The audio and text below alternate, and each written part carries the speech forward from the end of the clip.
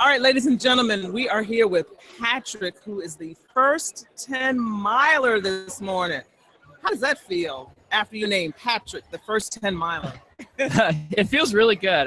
When I first came out, I was hoping to be in the top 5 or so, but it always feels good to be able to finish the race strong. And this is such a fun race. I've done it a couple of times before, and the race director here does an excellent job of keeping everybody organized, creating a clean course that's easy to run and easy to follow.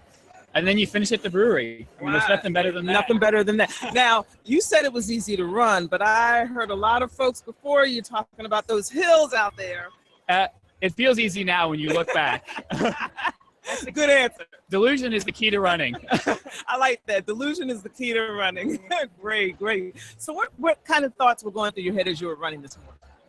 The key was I'd run this race before, and I knew that the first couple miles were easier, and the final 3 or 4 were very difficult. And so I just kept reminding myself, it may feel good now, but it's not going to feel good later. So stay patient, stay strong, and keep a good cadence. That way you can finish strong and run an efficient race. Now, if there's anyone out there that's thinking about starting to run, do you have any words of encouragement or any tips so they don't get discouraged? Yeah. Couple of them. First, just do it.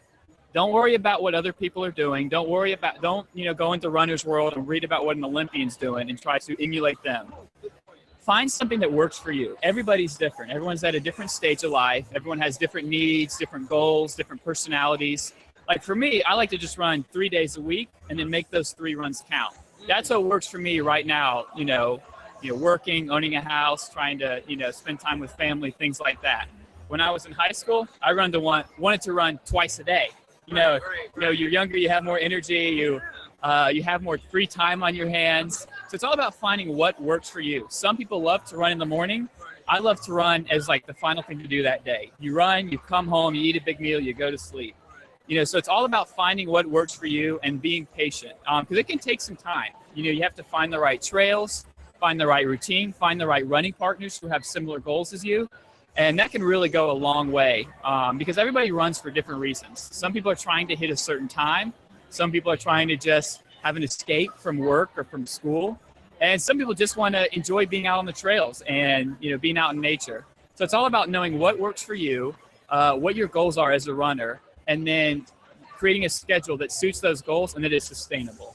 Wow. That is wonderful. That is wonderful. Thank you so much, Patrick, the first 10-miler, joining us this morning. Congratulations, and thank you so much for that great advice for our beginners. Well, thank you. Running's a great sport. I feel very lucky that we can always run. Once you graduate high school, you can't continue on. Right.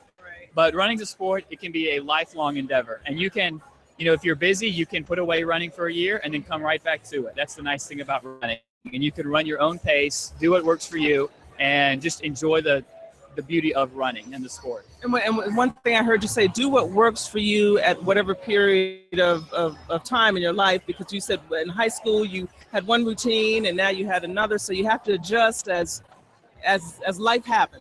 That's exactly right. You go through different stages in life. Some stages you have nothing but time. Some stages you have 15 minutes a day to just kind of put on your shoes, run to the stop sign and back. But that's the beauty of running, is you can be flexible with your approach. Thank you so much, Patrick. We appreciate you joining us today. Thank you so much. Hold on just a moment.